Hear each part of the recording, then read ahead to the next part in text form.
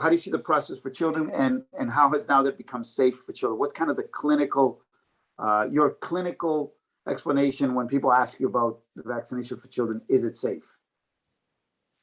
The simple answer is yes. A slightly more complicated answer is that it was relatively easy to prove that the vaccine was safe and effective for adolescents, because most adolescents' immune systems function the same way as adults' immune systems. So in terms of the tetanus vaccine, measles, flu shots, I mean, what works in a 60-year-old in other vaccines has really always been proved to work in a 10 or 11-year-old. So that age group was specifically studied in a second group for vaccines in the experiments that showed the vaccines were effective. Younger children's immune systems respond differently to vaccines than adults' vaccines. So the vaccine safety and usefulness in that age group had to be studied independently.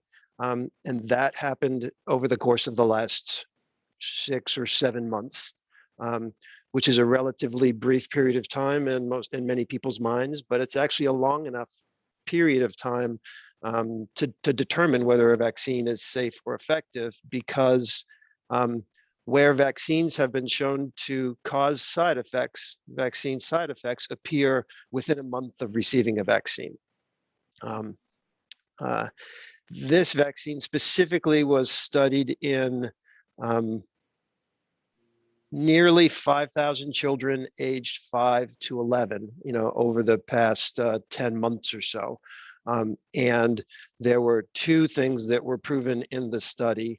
One was that children's immune system between 5 and 11 functioned equally well as children's immune system 12 to 18 in laboratory studies of response to the vaccine. And also that the children in the study who got the real vaccine compared to the artificial vaccine had far fewer infections.